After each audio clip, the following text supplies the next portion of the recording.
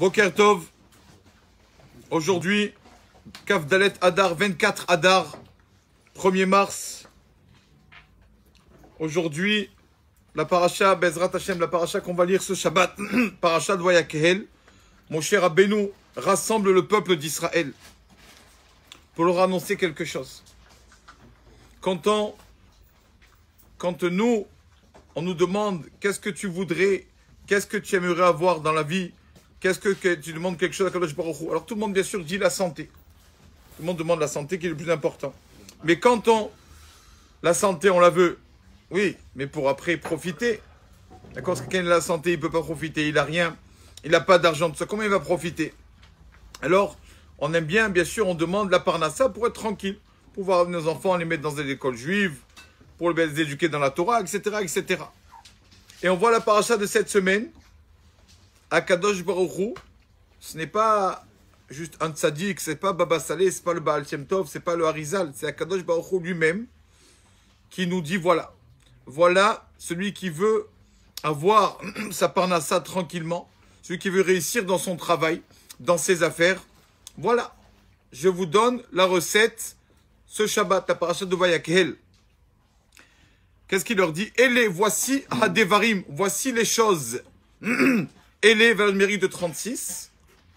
Ele, Aleph Lamed He. Hadevarim, Devarim c'est minimum 2, donc ça fait 38. Plus le He de Hadevarim, la lettre He, ça fait en tout 39. Voici les choses que je vais vous demander de faire. Si vous voulez que pendant 6 jours, le travail soit fait, ne vous occupez pas. C'est moi, Kadosh Baruch Hu, qui m'occupe.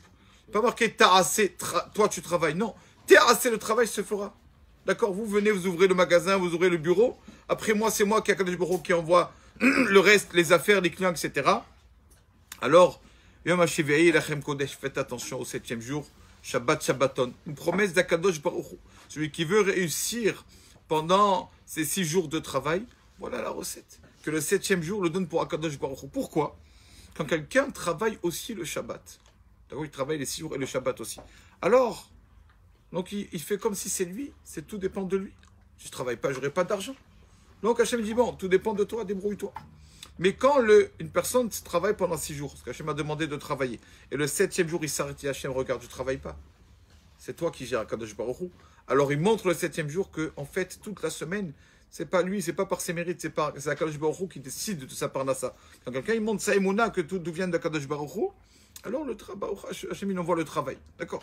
J'ai préparé, entre guillemets, 2 histoires sur le Shabbat. D'accord, la Gemara dit, c'est connu que Akadosh Baruch Hu dit, j'ai une matana, j'ai un cadeau à vous donner. Comment s'appelle ce cadeau? Shabbat. Un cadeau pour le peuple d'Israël, pour le repos, pour un peu déconnecter de tout, pour vraiment... Shabbat, on doit faire comme si le travail a été fait. On pense à personne, à rien, ni au banquier, ni au prêt, ni rien du tout. Shabbat, mamash, on pense qu'au Shabbat. Voilà 2 belles histoires sur le Shabbat. Première histoire que raconte le Rav Zili Bernstein. Histoire connue, je sais qu'une partie quand même la connaissent. C'est une histoire qui a fait beaucoup de bruit, entre guillemets, avec un monsieur qui s'appelait, un bon juif qui s'appelait, je ne sais pas comment on l'appelle en anglais, la vérité, Kaiway Brand. Comme ça s'appelait ce monsieur. Il est en Afrique du Sud, pardon. Et donc, ce monsieur-là est un ingénieur intellectuel. Et il a, comment on dit, il avait une chita, comment on dit, une spécialité. Et donc, lui, il a développé quelque chose, une chita. Il a développé que, en fait, il y a beaucoup à apprendre des tigres. Des tigres. Et donc, il a sorti un livre sur ça. Il dit que c'était un best-seller, ça a été bien vendu, ce livre. En fait, et donc il a pris des tigres. D'accord? Il y a beaucoup de choses à prendre du tigre. Ce qu'on dit le matin. Et Az Kanamer. On a vu dans la halakha que Az Kanamer, le tigre, il a peur de personne. Il est entre guillemets insolent.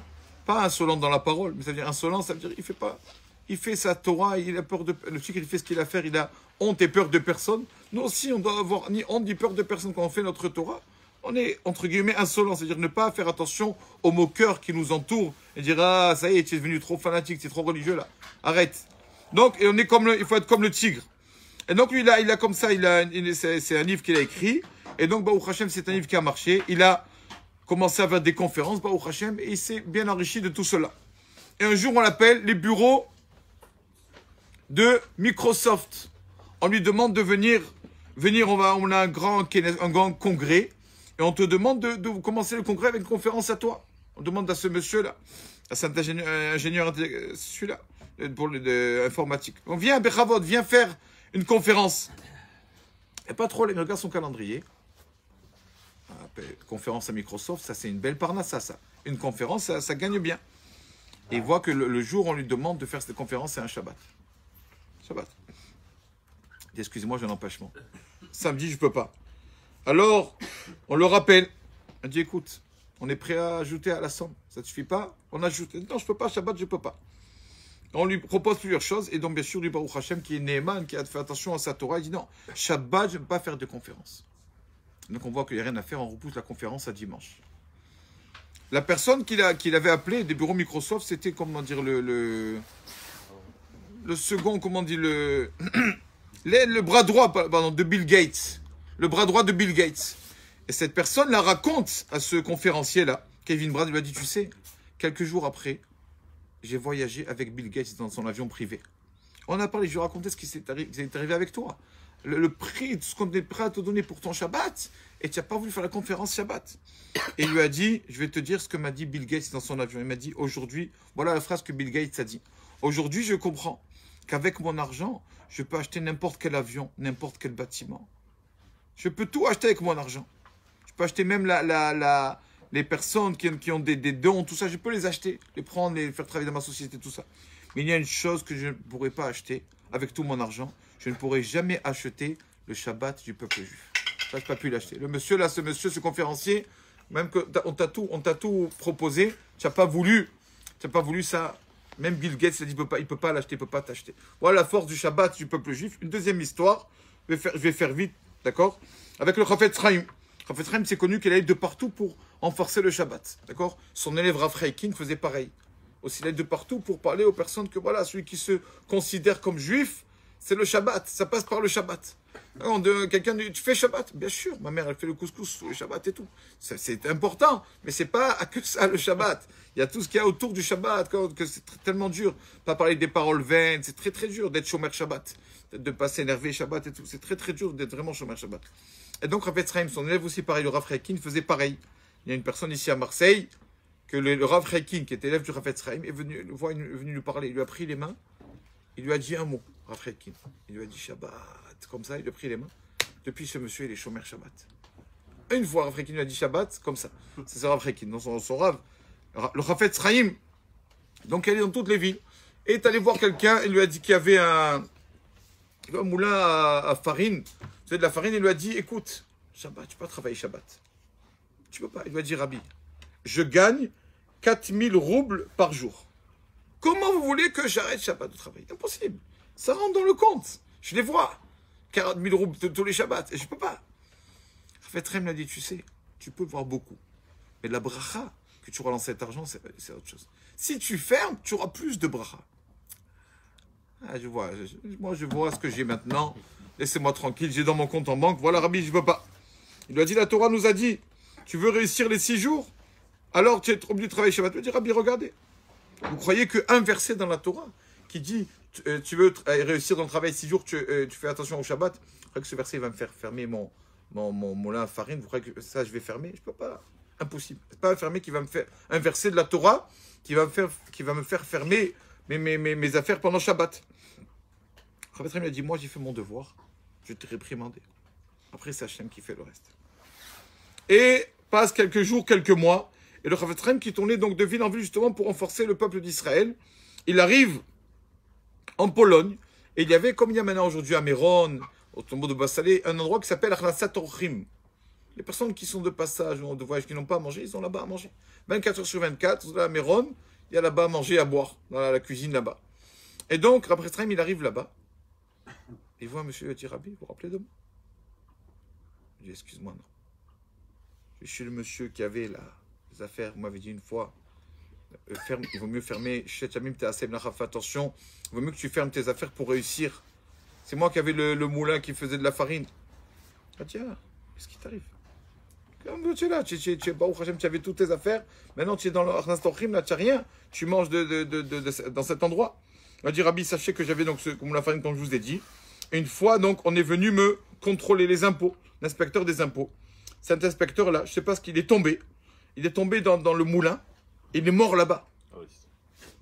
Et donc, bien sûr, on m'a soupçonné que tout était fait déjà, c'était tout...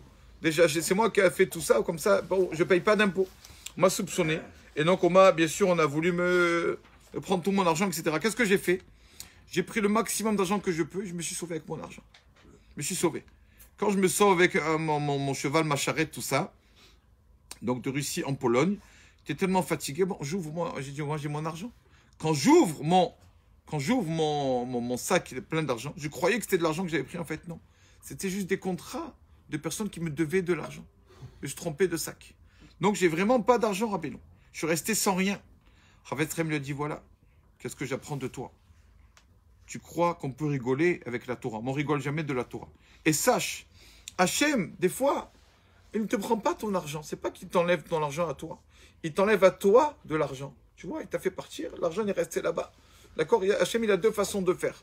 Ou il laisse la personne voler, il lui prend l'argent. Bien des fois, non, c'est pas la peine. L'argent, il le laisse tranquille. C'est de la personne, comme toi, il lui a dit, voilà, ton argent est resté là-bas, c'est toi qui es parti. Pour montrer la force du Shabbat. Celui qui veut, on a tous on a envie. On a envie de réussir dans les affaires, bien sûr. J'ai envie d'être tranquille et tout. Voilà la promesse d'Akadosh Baruch Hu, que chez Shaten Teasem Lacha, si tu fais attention au 7e jour, Shabbat Kodesh, il n'y aura aucun problème de Parnassa. Baruch Adonai Le'olam. Amen va Amen.